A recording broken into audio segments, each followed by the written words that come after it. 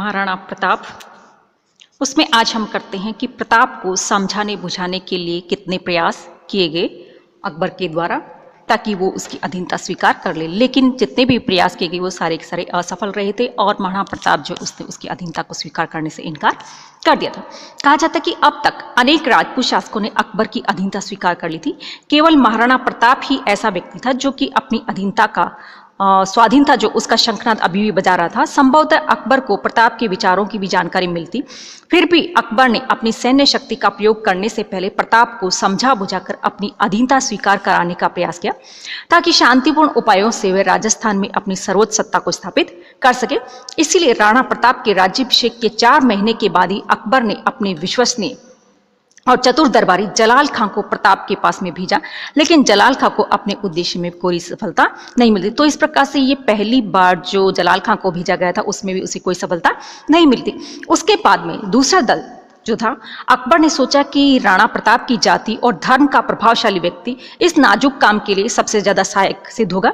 इसलिए उसने अप्रैल 1573 ईस्वी में उसने आमेर के राजकुमार मानसिंह को प्रताप से संपर्क स्थापित करने के लिए उदयपुर जाने का आदेश दिया और मानसिंह डूंगरपुर विजय करने के पश्चात सलुम्बर के मार्ग से उदयपुर पहुंचा और जून 1573 ईस्वी में राणा प्रताप से उदय सागर की पाल पर उसकी भेंट हुई। प्रताप ने अपने अतिथि का परंपरागत रूप से स्वागत किया और मानसिंह ने प्रताप को समझाया कि वह अकबर की सर्वोच्च सत्ता जो उसको स्वीकार कर ले तथा सम्राट से मैत्रीपूर्ण संबंध स्थापित करने हेतु शाही दरबार में उपस्थित हो जाए। लेकिन प्रताप ने मानसिंह के प्रस्ताव जो उसको स्वीकार नहीं किया और इसके बारे में राजस्थानी ग्रंथ और अन्य ग्रंथ जो वो अलग अलग घटनाएं देते हैं। तीसरा बिंदु जो था वो कहा जाता है कि राणा अकबर ने प्रताप की अधीनता जो उसको मानने से राणा प्रताप जो था उसने अकबर की अधीनता जो उसको मानने से इनकार कर दिया और साथ ही मानसिंह के साथ शाही दरबार में उपस्थित होने से भी उसने इनकार कर दिया था। इसलिए अब तीसरी बार एक दूत मंडल जो भेजा गया जो कि राजा भगवंत दास के नेतृत्व में सितंबर अक्टूबर 1573 में राणा प्रताप के पास में भेजा, लेकिन भगवंत दास को भी कहा जाता है कि अपने इसी उद्देश्य में अर्थात महाराणा प्रताप को अधीनता स्वीकार कराने के उद्देश्य में कोई सफलता नहीं मिली। इस संबंध में भी अलग अलग विद्वान जो है अपनी अलग अलग बात कहते हैं। चौथा जो शिष्टमंडल था या चौथा जो दल था, अकबर ने दिसंबर 1573 में राजा टोडरमल के नेतृत्व में राजदूत मंडल प्रताप के पास भेजा, लेकिन राणा प्रताप के विचारों में अभी भी कोई अंतर नहीं आता, अतः टोडरमल का मिशन जो था वो भी असफल हो गया। तो इस प्रकार से राणा प्रताप महाराणा अकबर जो था उसने हल्दी घाटी का युद्ध करने से पूर्व महाराणा प्रताप को अपनी तरफ मिलाने के लिए या अपनी अधीनता स्वीकार करने के लिए 4 बार समझाने बुझाने का प्रयास किया, लेकिन महाराणा प्रताप जो था वो किसी भी हाल में अकबर जो था उसकी अधीनता जो उसको स्वीकार करने के लिए तैयार नहीं था। इसलिए ये चारों के चारों जो दल भेजे गए थे वो सारे के सारे असफल हो गए थे। वस्तुतः एक ओर तो प्रताप के उच्च आदर्श थे और दूसरी ओर अकबर की साम्राज्यवादी आकांक्षा थी।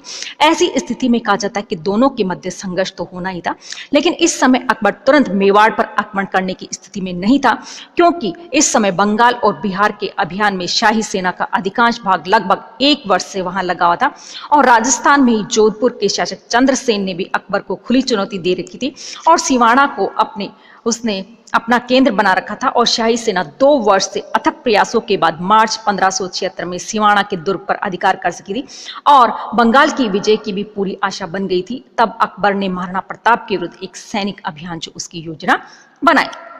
तो इस प्रकार से युद्ध से पूर्व अकबर जो उसने शांतिपूर्वक तरीके से अकबर को आपके राणा प्रताप जो उसको समझाने बुझाने का प्रयास किया था, लेकिन राणा प्रताप जो था वो अपनी अधीनता जो उसको स्वीकार करना नहीं चाहता था, वो अपनी स्वतंत्र सत्ता जो उसको कायम रखना चाहता था।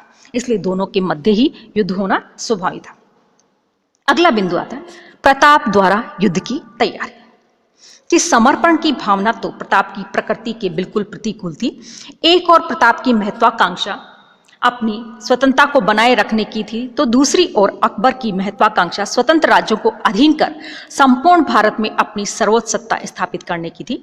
राणा प्रताप इस बात को बहुत अच्छे से जानता था कि अकबर के मैत्री प्रस्तावों को ठुकराने के क्या परिणाम होंगे, अतः उसने संभावित खतरे से मुकाबला करने की तैयारी शुरू कर दी थी। सबसे पहले तो उसने केंद्रीय मेवाड़ के उपजाऊ भूभाग की प्रजा को कुंभलगढ़ और कैलवाड़ा की ओर पहाड़ों की ओर जाने के लिए बाध्य किया तथा केंद्रीय मेवाड़ में किसी प्रकार का अनाज पैदा न करने का आदेश दे दिया। और ऐसा करने के पीछे प्रताप जो उसका उद्देश्य ये था कि भीतरी गीरवा प्रदेश तथा मुगल अधिकृत प्रदेश के बीच संचार एवं यातायात व्यवस्था भंग कर दी जाए तथा गीरवा क्षेत्र की ओर बढ़ने वाली शत्रु सेना को खाद्य सामग्री और चारा मिलने की संभावना न रहे। उसके पश्चात प्रताप ने अपने विश्वसनीय सामंतों और भीलों के सहयोग से कुंभलगढ़ और गोगुंदा में सुदृढ़ किलेबंदी की और प्रताप ने अपने सभी सामंतों को भावी युद्ध के लिए तैयार और सतर्क रहने का भी आदेश दे दिया।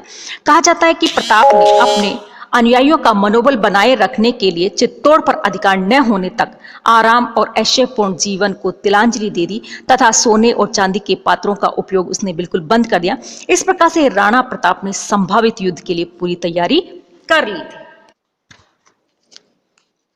अगली बात आती हल्दी घाटी का युद्ध 1576 ईस्वी कि सिवाना का दुर्ग जीतने के बाद अकबर ने राणा प्रताप के विरुद्ध सैनिक अभियान करने का निश्चय किया। सिवाना से अजमेर पहुंचने के बाद उसने कुंवर मानसिंह को प्रताप के विरुद्ध एक शक्तिशाली सेना देकर भेजा।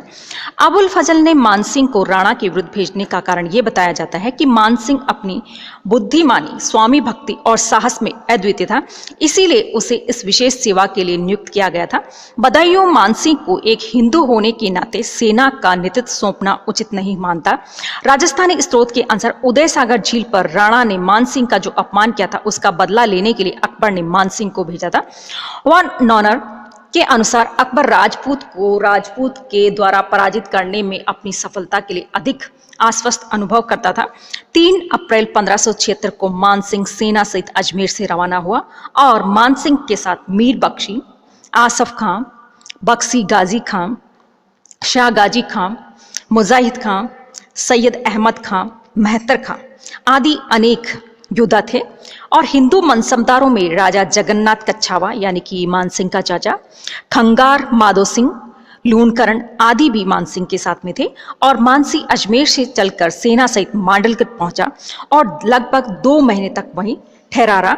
और अकबर को कुछ ऐसी आशा थी कि मेवाड़ पर सैनिक चढ़ाई का आयोजन देखकर संभवतः राणा प्रताप अधीनता स्वीकार कर लेगा और बहुत करके इस उद्देश्य से ही मानसिंह के कुछ दिन मांडलगढ़ ठहरने का प्रारंभ में निश्चय किया गया था।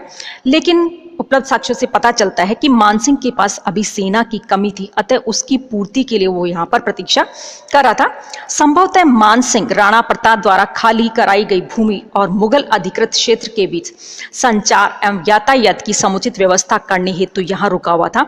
और मानसिंह का यह भी अभिप्राय हो सकता है कि शाही सेना देखकर राणा का धैर्य टूट जाए और वह शाही सेना पर आक्रमण कर दे और ऐसी स्थिति में मांडलगढ़ के आसपास के मैदानी क्षेत्रों में युद्ध करना शाही सेना के लिए अनुकूल सिद्ध होगा।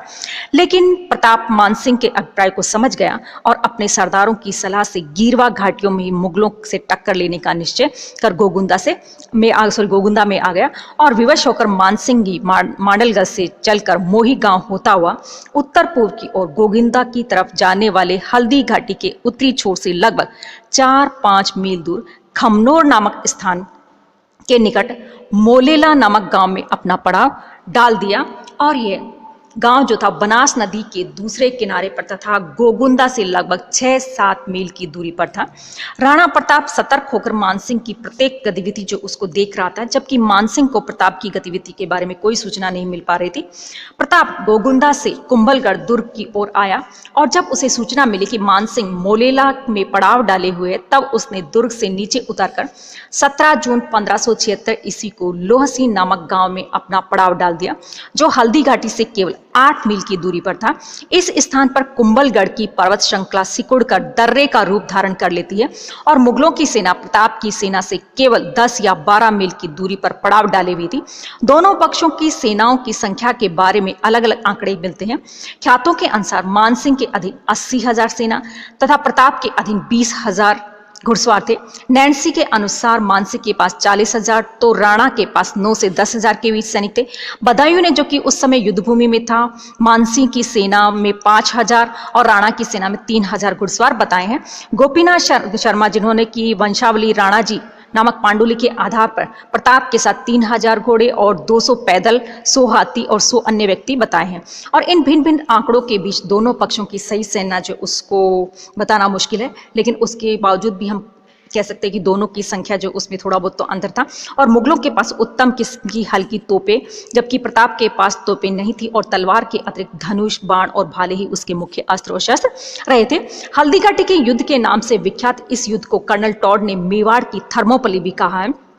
अबुल फजल ने इसे खमनोर का युद्ध कहा है, जबकि बदायूं ने इसे गोगुंदा का युद्ध कहा है। लेकिन यह युद्ध इन दोनों ही स्थानों पर नहीं हुआ था। डॉक्टर गोपीनाथ शर्मा, डॉक्टर आशीर्वाद श्रीवास्तव, जो उनका मानना है कि दर्रे के मध्य जो छोटा सा मैदान बादशाह बाग के नाम से जाना जाता था, वहां ये युद्ध लड़ा गया। लेकिन बादशाह बाग का मैदान इतना छोटा है कि दोनों पक्षों के सैनिक युद्ध करने के लिए वहां पर इकट्ठे हो ही नहीं सकते। और बदायूं ने लिखा है कि राणा की सेना घाटी के पीछे से आई थी। इससे संकेत मिलता है कि युद्ध हल्दी घाटी के दर्रे के मुहाने के बाहर घाटी तथा खमनोर के गांव के मध्य हुआ होगा। खमनोर के पास ही हल्दी घाटी के दर्रे का छोर है, इसीलिए अबुल फजल ने इसे खमनोर का युद्ध कहा है।